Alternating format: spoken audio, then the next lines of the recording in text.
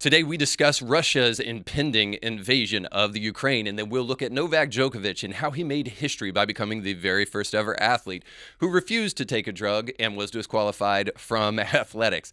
And then we'll look at Matt Walsh and his appearance on the Dr. Phil show so that we can take a look at the transgender movement and discuss some ideas about why they must continue to be opposed in the way that Walsh does so. And then we'll wrap it up with some important Christian news on today's show. You're about to make the jump from the echo chamber into free and independent thought on the subjects of culture, causes, politics, and faith. Hey guys, thanks so much for taking the time to check us out here at Indie Thinker. We really appreciate your time in watching this episode. If you like what you see/hear, then please do us a huge favor. Please like this, share it, and then make sure to subscribe to the channel so that you never miss an episode. Before we jump into the show today, I want to let you know that we are sponsored by our friends over at Element Funding and the Kevin Blair team.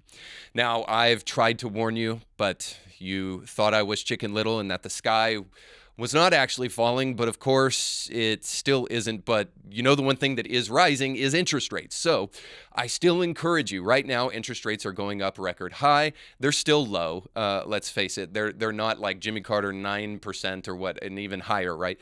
But they are going up, and the Fed has already promised by the summer they will go even higher than they are now. So what you can do to fend off against the rise of inflation and the rise of interest rates as a result of that inflation is you can go in and lock in a rate for your brand new home right now by going to kevinblairteam.com.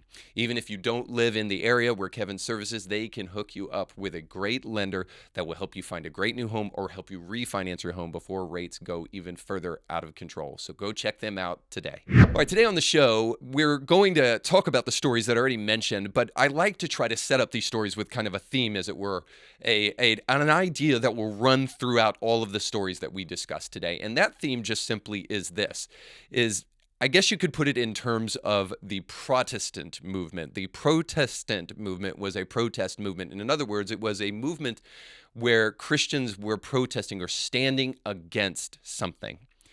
And we've heard the saying probably before that if we do not know what we stand for, we'll fall for anything. So we need to understand what we're willing to stand against, especially if we're Christians here. Now, this is broader than just Christians because I believe this is every single one of us. We need to understand what we're about. And we do this by understanding what we're against oftentimes. By standing against something, we are making a statement very often for what we are for. Now, historically, this has been the way the Christian church understood their role in culture, their role in society. In fact, they were demanded of early on in the church to take a small pinch of incense and to throw it in an altar where it would be lit on fire, and that aroma, that smoke would rise up, and it would be an act of worship to a false god, typically the god of Rome or any false god that they were being forced to worship.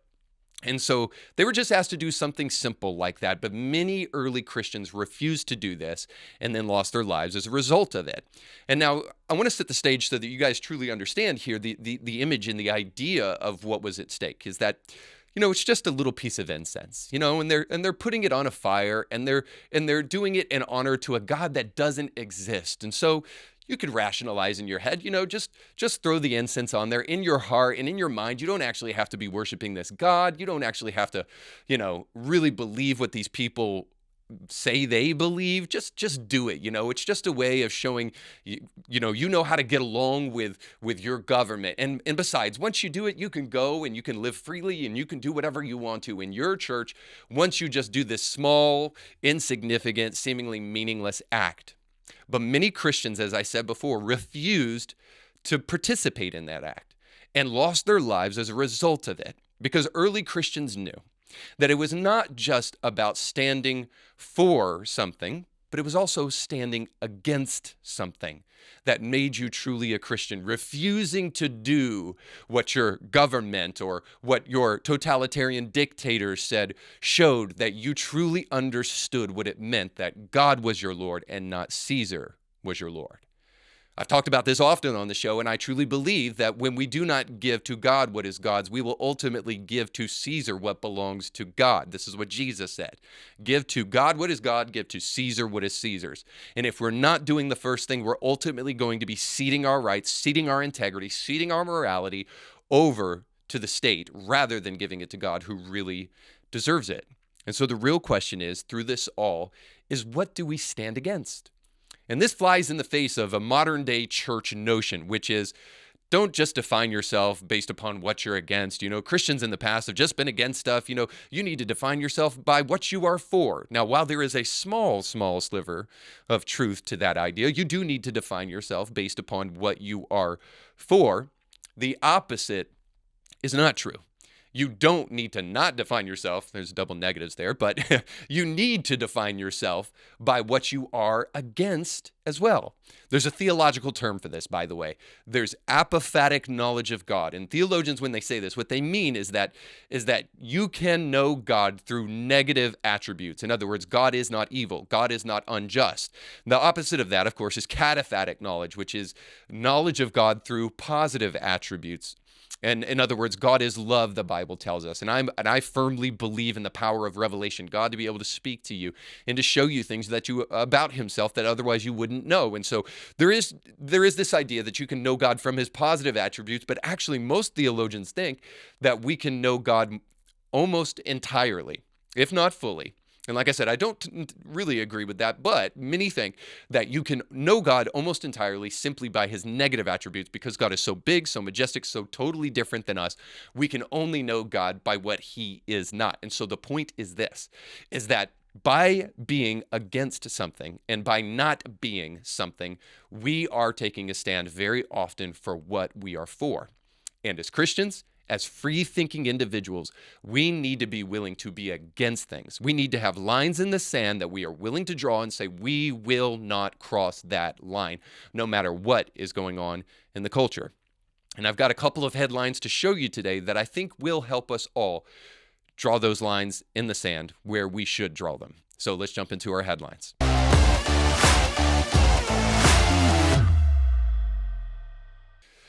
Many believe that we are right now on the precipice of war with Russia. That is yet to be seen. However, Russia is gearing up, bringing in military equipment and armed military insurgents right now on the border of the Ukraine, and sure looks like they're going to invade. So let's jump into a headline from CNBC. If war is coming, the West must decide how far it will go to defend the Ukraine against Russia. So we're right now looking at the implications of an invasion by Russia in the Ukraine. Now, most of you guys will know that for the longest time, and this is since Stalin, if not before, Russia has been trying to usurp power over Ukrainians and even doing all sorts of human injustices, human rights violations in order to try to fold Ukraine back into Russia. Right now, it looks like they're set to do that yet again. And Biden said some things about this. We'll get to those in just a moment, but let's just kind of set the stage for what has taken place so that we can understand the seriousness of what's happening right now. Because a lot of us are a little worried, and that may be a foregone conclusion because we don't know what's going to happen, but we're all rightly thinking to ourselves, like in the midst of a global pandemic, it just seems like the icing on top of the cake, the cherry on top of the sundae, that we might also be headed toward a world war with Russia. So let's look and see what is going on right now in Russia. Fears of a Russian invasion of Ukraine are growing as the military buildup at the border shows no signs of dissipating and crisis talks remain at an impasse. As the U.S. and the U.K. respond with threats of sanctions and more, the withdraw diplomatic staff from their embassies in Kiev, analysts are questioning whether the West can actually deter Russia and just how far Western allies are willing to go to defend the country. So essentially, you heard there that right now the U.S. embassy and other embassies have been vacated in preparation for what they believe is going to be Russian aggression on the border of Ukraine, if not further in the interior of the Ukraine. It also serves us to just take a brief step back in history, that none of this stuff happened during Trump's presidency. I don't want to make too much of that, but I do believe that it's important for us to at least ask the question why.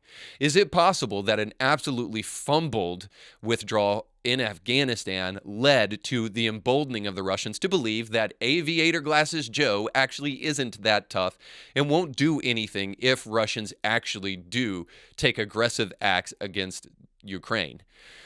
And we further can see that Biden has done almost nothing correct as his approval rating continues to drop and is at 33% now, lower than any other president, lower than Trump has ever gotten. Now, let me step back and say not lower than any other president, but certainly record low for any president at this stage in the game. But the question asked throughout this thing is just really important, is how far are we willing to go to really defend the Ukraine against the Russians?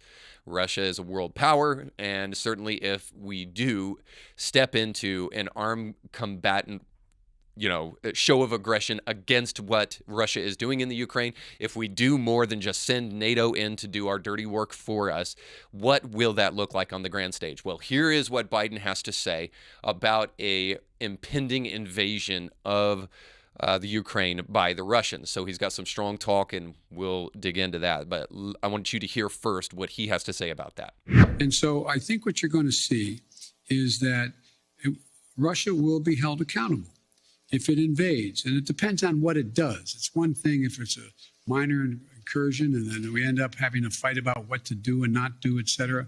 But if they actually do what they're capable of doing with the force amassed on the border, it is going to be a disaster for Russia if they further invade Ukraine, and that our allies and partners are ready to impose severe cost and significant harm on Russia and the Russian economy. And, we're going to fortify our NATO allies, I told him, on the eastern flank, if in fact he does invade. I've already shipped over $600 million worth of sophisticated equipment, defensive equipment, to the Ukrainians. The cost of going into Ukraine in terms of physical loss of life for the Russians, they'll be able to prevail over time, but it's going to be heavy. It's going to be real. It's going to be consequential. In addition to that, Putin has a stark choice. Okay, so already there, we've got some strong talk from Biden, which I think, hey, I applaud him for that. But the question is he going to make good on any of the promises he said there? Well, the first thing I would say is that he's only promising sanctions. Now, for those of you who don't believe that we are the world's police force or that we shouldn't have any affairs in trying to protect anybody who is being aggressively attacked, I remind you of what took place in World War II and how it would have been unjust of America not to get involved, and we took forever to get involved, which was a moral blight on our record. We should have been way more involved way sooner in acting against this totalitarian state, this fascist state in Nazi Germany. Now, maybe you disagree with that and you think that maybe we meddle a little too much. I'm open to the discussion of how much is too much, but the point is this, is that we have an obligation as a world power, as a force for good in the world, to help people who are being unjustly and unfairly attacked for no reason. If your neighbor was right now in the midst of a domestic dispute and you said, well, I shouldn't get involved, I should just mind my own business, and what do I have to do over there with those people and what's going on with their house, and I'm gonna take care of my own backyard. I'm gonna make sure that everything's good here before I ever go next door and try to mess with my neighbor who is beating his wife right now. You're a bad person.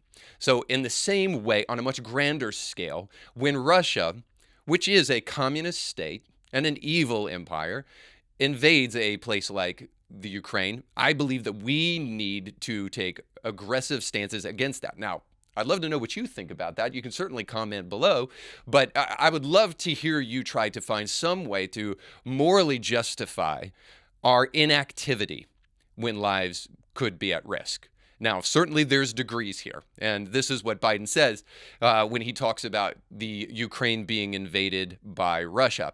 Now, he also makes a really, really kind of startling remark here when he says that it depends on how much they invade the Ukraine. Let me quote him specifically so that there's no misunderstandings. He says that it depends if it's a minor incursion. And so the point is that many people have come out and said this, that there is no such thing as a minor incursion. If Canada took up arms, lined up on the border, and then started to infiltrate like Buffalo, New York or something like that, why would they? Who knows? That's a story for a different day.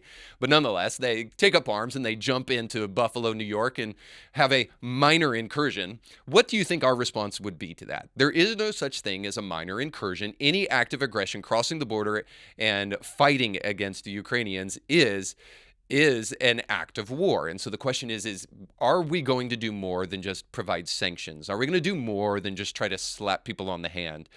Are we actually going to make good on the promise to defend these people? Now, let me just say something so that I can hedge my bet here. It's possible that Biden isn't being as aggressive as he needs to be because there is national security issues here. He's not going to display before the world to see, and certainly for Russia to see, what we intend to do in advance. However, what we can see is that this administration has been fragile from the very beginning, not unlike our president, and that it has emboldened the Russians through things like what took place in Afghanistan. And perhaps we might have something to do, even in a roundabout way, with the fact that Russia is right now going to try to invade in the Ukraine. And the question really remains is not only do we have any culpability, but the question remains, are we going to continue to let Biden make false threats and continue to fumble foreign policy? That's the real question at the end of the day, is will we live by lies? If, and this is a strong if, but a pretty safe bet, I'd say, if Biden fumbles yet again this foreign policy disaster and fails to take any aggressive stance toward Russia that really does more than just offers a little slap on the wrist and little sanctions, but fails to actually show any real aggression towards the unjust acts of Russia, then this should be the death nail in the coffin for Biden. He's already at historic low approval ratings, as we already suggested, and he has done. Let me step back too and just say this. There's been this talk about Trump, right? Bill Maher the other day on his show talked about Trump and how as ridiculous as Trump was, he had passionate supporters, and that really it's just Biden has not been able to gain passionate support. Here's the problem with that, is that Trump, for all of his foibles, and there were many, narcissism is probably the least of them. There were many foibles. For all of them, the reason he had passionate support was not just that he was a great rhetorician. It's clear he was not. The reason he had passionate support was because he actually did good things, giving millions of dollars to historically black colleges and universities. Prison reform, which many are not a fan of, but many are a fan of, was actually able to do some things in prison reform to help people get out sooner for minor violations. He was able to actually get historic low unemployment. This is the kind of stuff that creates passionate support.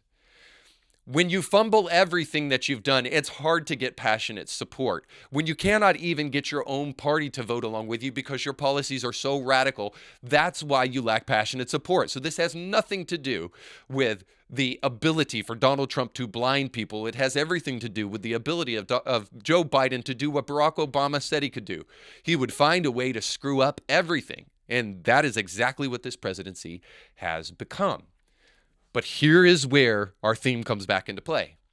Will you refuse to live by lies? I don't care how much you hated Trump. I don't care how much you wanted Biden to be in office. I don't care how dedicated to the Democratic Party you are. Will you continue to live by lies? This presidency, from beginning to end, has been an absolute crap show. And if he fails yet again on this event, then I think it's time we said goodbye to the Biden administration and said it's time to vote differently when we get the opportunity to do so in 2022. He's done nothing with the fact that he has control of the House and the Senate and the executive. There's been fumblings all along the way. So will we let him here once again tell the American people, promises strong action against Russia? If Russia does what we all think they're going to do, I hope we are all watching right now to see how Biden truly responds. And if he fumbles yet again, we say we're not going to be lied to by our executive branch any longer. You serve us. We do not serve you. Therefore, we are going to vote not in accordance with party allyship. We're going to vote in accordance with the truth because we refuse to live by lies. Now, let's jump into our second headline.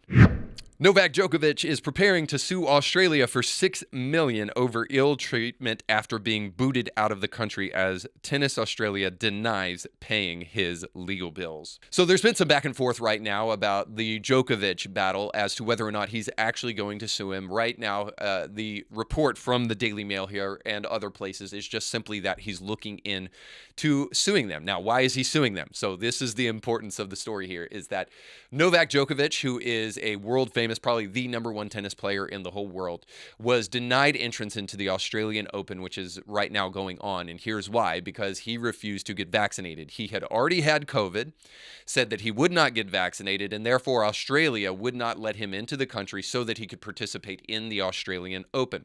And then just the other week, he was deported from Australia, which signaled the end of his fight to actually compete in the Australian Open. And as I suggested at the beginning of the episode, making him a historical figure, the very first ever athlete to be kicked out of competition and disqualified for refusing to take a drug. So Novak Djokovic is not going to compete in the Australian Open, and of course that means that not only did he have to fight an incredible amount of legal battles to get into the country, which he was denied, but also too, he is going to be robbed of a bunch of money from being able to compete and win in the Australian Open that would have come to him if he fared well in the competition. So at the end of the day, there sure seems to be a case that Djokovic has with suing Australia. Now, hopefully by now, we can see past the utter insanity of someone who has natural immunity being refused entrance into a country simply because he will not get a vaccine. Now, there's some crazy stuff going on in Australia, as I'm sure you've seen, and you can see that here. They're incredibly oppressive in terms of lockdown and in terms of vaccines. Now, because we happen to actually still have a constitution in this United States, we've actually avoided some of that stuff, but it hasn't stopped us from giving in to the COVID hysteria that is around this issue. And there's still so many people, because of this surge with Omicron, that is causing people to just absolutely throw their brains in the garbage when it comes to COVID. And there needs to be some accounting for this. And so this is where I want to bring you to what Bill Maher just recently suggested on his show when he delivered a Gallup poll. Now, he's going to just kind of illustrate this for you guys, but suffice to say, the Gallup poll shows the incredible diversity of understanding of COVID between independents, Republicans, and Democrats. And you'll see in the Gallup poll that Democrats are the most misinformed people as to certain issues surrounding COVID. Here, I'll let you watch that for yourself. You know, the high information by the science people? In a recent Gallup survey, Democrats did much worse than Republicans in getting the right answer to the fundamental question, what are the chances that someone who gets COVID will need to be hospitalized? The answer is between 1% and 5%. 41% of Democrats thought it was over 50%. Another 28% put the chances at 20 to 49. So almost 70% of Democrats are wildly off on this key question and also have a greatly exaggerated view of the danger of COVID-2 and the mortality rate among children. All of which explains why today the states with the highest share of schools that are still closed are all blue states. So if the right-wing media bubble has to own things like climate change denial, shouldn't liberal media have to answer for, how did your audience wind up believing such a bunch of crap about COVID? Right on. The man is hardly any right-leaning pundit. He's a classic liberal, and he's making a valid point here that I think we need to be willing to consider, that we need to be willing to think about. If, Republican, red state, red-dominated ideology created the big lie, which then led to January 6th, And Republicans and people who voted for Donald Trump need to answer for that. And the January 6th, that farce of a committee, deserves to be publicly holding this trial so that we can hold these people to account. Well, who is going to hold the left to account for the incredible amount of misinformation surrounding COVID? Now, obviously, this doesn't mean that any of the 800,000 people in climbing that have died in the United States are anything other than a travesty. Of course, that is only to try to blackmail people, to try to use other people's death, as unfortunate as they are, to try to prove your point, which shame on you for doing it. COVID hysteria has absolutely blinded people to the point where there are people on social media and other places that suggest that if you refuse to vaccinate your kids, well, then your kids should be taken from you. Or, better yet, if you didn't get vaccinated, well, then you deserve to die. Well, shame on you. That is COVID hysteria to the max. Either you're a garbage person and you have garbage morality, or you've given in to the mainstream media's lying take on COVID and you have become utterly misinformed about the dangers of COVID. Right now, we know beyond a shadow of a doubt that those who are COVID vaccinated, triple vaxxed, and quadruple boosted, and even tramp stamped, that all of that will not protect you from Omicron by and large, except to make what happens less severe. So great, get the vaccine if you want to, but understand this. Vaccinated people are contracting and spreading COVID just as are people who are not vaccinated. And natural immunity still is a thing at the end of the day. And this is the Novak Djokovic thing, is that if you have natural immunity, it is still stronger than the vaccine. And so you say, well, you should double up on it. Get natural immunity and the vaccine. Fine. But let's not pretend that we live in a world where natural immunity isn't stronger than a vaccine. We all know the truth unless you've been blinded by COVID hysteria. So if the first question that you ask when somebody dies from COVID is, were they vaccinated? Heck, if you ask that question at all, shame on you. It was none of your business before COVID. It's none of your business after COVID. And good people, when somebody dies, they don't give in to COVID hysteria. They say, I'm praying for you. What can I do for you? And if you can't muster that, then you are absolutely a victim of the mainstream media's narrative to try to overblow COVID. And this is why you have a group of people, almost 70% of which are utterly misinformed about the dangers and the hospitalization of COVID. And we have to be aware of that. We have to be at least willing to consider if what we think about COVID and what we think about vaccines and what we think about all this stuff is really just misinformation preying upon our emotions. We've been lied to, guys, and it's time we started taking a stand. We should take a stand and say, we will not live by lies, especially if you're a Christian. And yeah, you better believe it, I'm plugging right now the book of Rod Dreher, Live Not by Lies. We as Christians must refuse to do so. And by the way, I got to throw this in here too, because I'm still a pastor at heart. For those of you Christians who have said, well, the modern day way to love people, the way Jesus said to love people, is to get vaccinated. Shame on you for twisting and contorting scripture. The way to love people is the way that Jesus always meant to love people, is to look past their faults and to consider them the way that God considers them, not to get a vaccine. That is a perversion of Scripture. And ultimately what it is just simply this.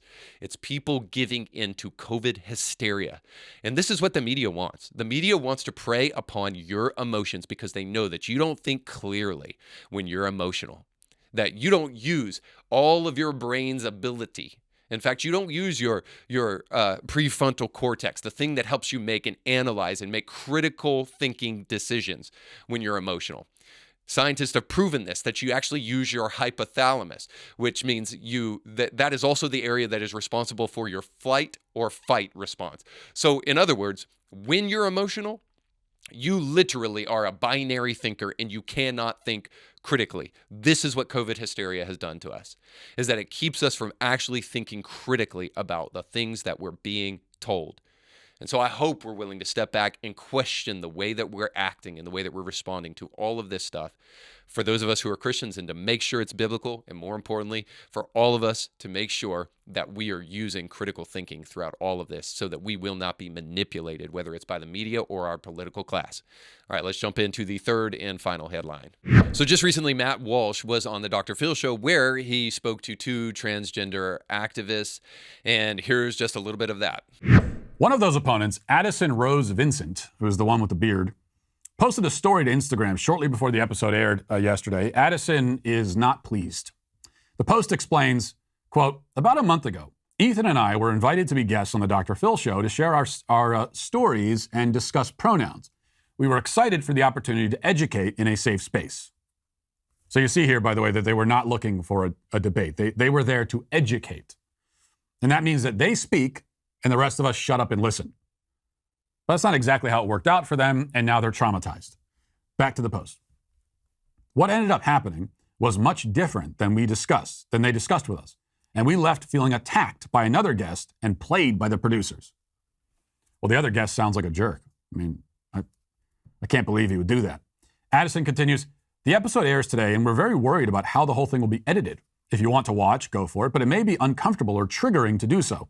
Since the taping, Ethan and I have been experiencing a heightened level of anxiety to the point that we've had numerous nightmares and depression spirals over the last month. This week has been the worst." So what are Addison and Ethan, the poor dears, really upset about? They knew they'd be facing off with people who disagree with them. They also talk about these issues every single day for a living. It's their job to go around promoting this stuff. So why did I traumatize them? How? Why am I now haunting their dreams? I mean, this is me we're talking about. I'm a cuddly, nice, and lovable guy. The answer is that our culture has so effectively scared the sane people into silence that these propagandists have been running essentially unopposed this whole time. They've never run into any pushback. They've never encountered any friction. Nobody has ever called them out on their nonsense, ever, for a lot of them. They've been so ensconced in their bubble, so comfortable in their protective cocoon, that it never even occurred to them that anybody would come on national television and actually challenge their position. The possibility was literally unthinkable. Now, I don't know about you, but I find Matt's approach to this and his rhetoric around this issue incredibly refreshing. Here's why. Because for the longest time, Christians have bought into the blackmail of the transgender movement and the LGBTQIA pluses ad infinitum. And what we've said is we've relegated our position to just simply, we won't talk about biblical sexuality. Instead, here's what we'll do. We'll hide as much as we possibly can on a Sunday morning what we actually believe about this issue. We won't actually ever address the passages and the topics on this issue from the Bible. What we'll do is we'll just try to love people to the best of our ability, but we'll do that by lying to them.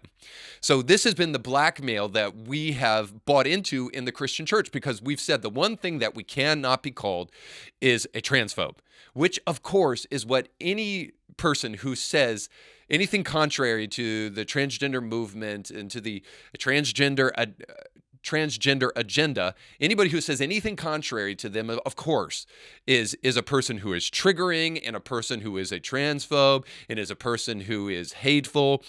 Of course, that's not true, but the point is that we've bought into the blackmail in the Christian church, and so we've developed even this language where we say, well, we're going to be affirming or welcoming, but not affirming. So we'll welcome those people into our church, but we won't just say that we agree with it. Like, how is that even the conversation we're having, that we won't agree with it? The Bible is utterly clear what biblical sexuality looks like. It's not even a question, will you be welcoming and affirming? The question is will you actually buy in to the blackmail that is being imposed upon you, or will you actually grow a spine and realize that the people in this movement have been so unopposed by people like us, from anybody who wants to stand for the truth? They've been so unopposed that even the slightest pushback is traumatizing to them. This should not be an opportunity for us to try to stroke their ego and their feelings. This should be an opportunity for us to realize, boy, we have not been doing our job. And if we think that we can just go in the direction that we've consistently been going and not see what's happening like in places like Canada, in America, I think we're deceiving ourselves. So I want to show you this headline before we move on to the last segment. So right now in Canada, they are banning conversion therapy. The law, which takes effect on Friday, puts Canada in the company of more than a dozen countries that have banned the widely discredited practice. Now, who has it been discredited by? Well, of course, activists, so it must be discredited. And of course, if all of your other 12 friends jump off a bridge, you should jump off one too. So regardless of the fact that other countries have put in this radical ban and this radical ideology into practice, Canada has decided to do it as well.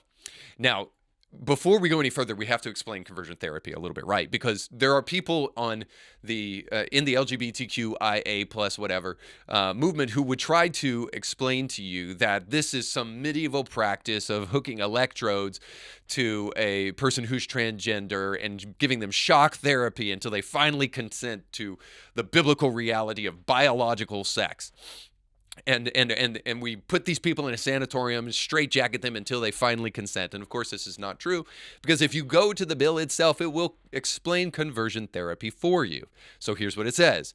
Conversion therapy is a practice that seeks to change an individual's sexual orientation to heterosexual. So it's only if you're trying to convince them that they are heterosexual, or to change an individual's identity to cisgender, or to change their gender expression to match the sex they were assigned at birth. So in other words, if some radical doctor looks at your genitalia and tries to be Hitler and assign you a gender at birth, then this doctor is participating in what will ultimately lead to the damage of the psyche of individuals who are transgender. And anybody who tries to tell you that what that doctor did was a biological reality is in violation of this bill. So this bill is really clearly aimed at and positioned to only demonize one way of thinking. And that just so happens to be the biblical way of thinking and the biological reality side of thinking. So essentially, if a pastor wants to counsel somebody in his congregation and tries to impress upon them the importance of biblical sexuality, they're in violation of this bill. So essentially, all they've done, this bill outlaws biblical and biological sexual reality. Now, of course, people who are for this bill are going to say that's not true. You still have the power of free speech. But of course, that's not true, because this bill has been broadened enough just so that it can encapsulate anything that they deem necessary to include in this bill. And so the bill proposes to create 4 offenses that would prohibit the following: causing another person to undergo conversion therapy, which we already explained. And if somebody undergoes conversion therapy, say a pastor who holds a counseling degree, that pastor could go to jail for 5 years. So the other one is removing a minor from Canada to undergo conversion therapy abroad is also an offense. So if you're a parent and you want your kid to do conversion therapy and you leave Canada and go to the United States, let's say, and that happens, well, then you as a parent will get 5 years imprisonment on indictment, a maximum penalty of 5 years on indictment. And then, of course, if you profit from conversion therapy, that's 2 years imprisonment on indictment potentially. And then if you if you promote or advertise conversion therapy, a hybrid offense with a maximum penalty of 2 years imprisonment is possible upon indictment. So here is the point. If you don't give in to the ideology of leftist, radical, unscientific gender ideology, if you don't give in to the cultural Marxist lie that we need to disrupt our social societal norms so that we can enact revolution, if you don't give in to that lie, then ultimately you're going to jail in Canada. And I think we're fooling ourselves if we don't think that the leftism that's inundating our political class might also eventually find its way into a political leader or even a future president where this becomes a reality in America. Nonetheless, the point is when lies are unopposed, they flourish. And this is why the transgender movement has been allowed to progress as it has in society, where, according to some polls, now a total of 40% of people qualify themselves as transgender in Gen Z. So the question is will you continue to let this movement be unopposed and continue to let it gain ground? Will you continue to be blackmailed by the accusation of transphobia instead of standing for the truth? Let's jump into our final segment of the day, Christianity Not Today.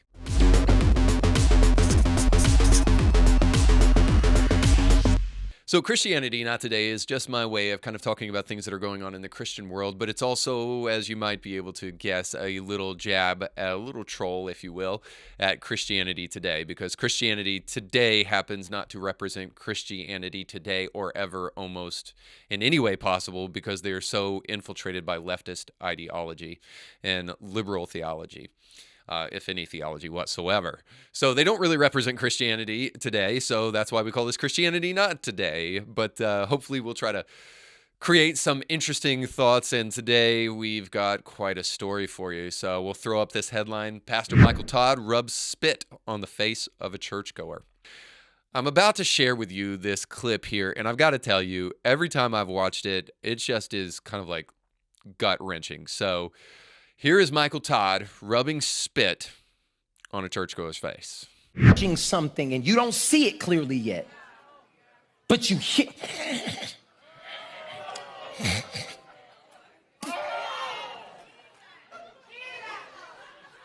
And this is where most people would not face Jesus anymore. What most people would do is turn away.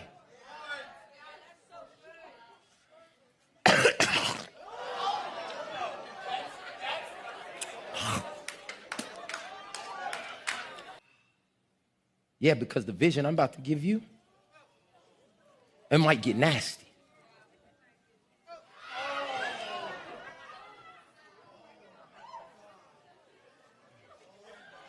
And do you hear and see the responses of the people? The response that Michael Todd received in that moment, I don't think he even is processing right, because people are not just disgusted, people are laughing because the man just clowned himself. It was so absurd what he did on that stage that people, I think, were in utter shock that he would be willing to do that. Now, Michael Todd got the message because he'll later apologize for this, and you can see that apology here. I just want to acknowledge what happened yesterday when the spit hit the fan. I watched it back and it was disgusting. Like, that was gross. I want to validate everybody's feelings. That was a distraction to what I was really trying to do. I was really trying to make the word come alive and for people to see the story. But yesterday it got too live, and I own that. And I just want to make sure people know that we want to help people. Appreciate the apology, all that stuff. People were disgusted. People were distracted. Is that really what's going on here? Yeah, they were disgusted, man. But the real problem here is not that they were distracted. The real problem is that you had the idea to do something like this in the first place. And we have to then crawl into the psyche of this pastor, and maybe even deeper into the psyche of the modern day church, to ask ourselves, where in the world have we gone that we now find ourselves in the midst of a pastor thinking that it's okay to huck a loogie into his hand and then rub it on his face, regardless of if it's his brother's face or not? What captivated an individual to actually think that that is an illustration that should be done in church? So the first thing we have to say about this is that, man, this is theatricality gone too far. This is a play on Batman, right? Well, you took my advice about theatricality a bit literally. This is what happens when the church is not reliant upon Scripture anymore, and we have to one-up ourselves to the point of buffoonery to try to get people's attention because we no longer have the captivating nature of the truth. I'm not against sermon illustrations. And yeah, the cooler, the better. I love film, and I think that those serve as great illustrations for our heart, our mind, and our soul. But there is a point where you're going a little bit too far, and now you're polluting the truth and taking the whole point of a passage away for the purpose of your illustration. Because that sermon, that idea that Jesus is illustrating in that moment has nothing to do with disgusting a congregation out. It has everything to do with a miracle. If the man's eyes went from blind to being able to see in that moment, I would understand spit all over him. But drawing attention to yourself and trying to be audacious is not what Jesus was doing at all. Jesus wasn't even trying to be gross. Jesus was making mud. He spit into the mud. But this is what happens when the church has absolutely forsaken Scripture for theatricality. And the other thing that this tells us is that not only has this theatricality gone too far because of a lack of biblical rooting and biblical foundation, this is mega church pastor cult of personality issues gone way too far. This is cultish thinking here, to believe that you could do something like this to another human being and that this would be acceptable because it was being done in the service of God or the service of Scripture or the service of a sermon, however you want to put it. People don't think like this, except that their fame has gotten so to their head that they're no longer thinking like a normal person. When people who are not Christians see this stuff, they believe that this is kind of cultic thinking and cultic personality on steroids, and they're not wrong. This is cultish behavior. This is not something that should be celebrated. And for this guy to give this smiling apology and to say, I went too far. No, bro, you did something you're not supposed to be doing, and you should be sorry about it. The spit hit the fan. This man is totally unserious. And how can you even take pastors like this seriously anymore? The point here is that if this is cultist personality on steroids, if the megachurch cult pastor personality is finally something that we need to do something about, then here's the point. We need to foster healthy churches with our attendance. And we need to leave churches like this who are doing ridiculous things, who are not only violating the Scripture, but also treating people in such a way that you would never, ever treat them in service of your sermon, using people. This is cultish behavior. And this is where we've come in the modern day church with the cult of personality. This is what is happening as a result of the megachurch. We are idolizing our pastors and giving them the warrant to do things that no good, honest, moral human being would ever do to another human. So here's the thing you need to stop doing. You need to stop fostering these churches and their unhealthy habits with your attendance. Go to a church that you believe in the things that are going on there, and the things that are going on there are not incredibly cultish and creepy to anybody who would be an outside observer. So here's the point. If you're tired of sitting back and not taking a stand, and you understand the importance of opposing certain things, and I would love to know the ways in which you're doing that, you can leave a comment below. Thank you so much for watching. God bless. You can catch brand new episodes of Indie Thinker with Reed Huberman every Monday and weekly bonus episodes to keep you thinking throughout the week. But you have to subscribe and click the bell to be notified when new episodes drop. If you enjoy this content, make sure to like this video and share it with friends.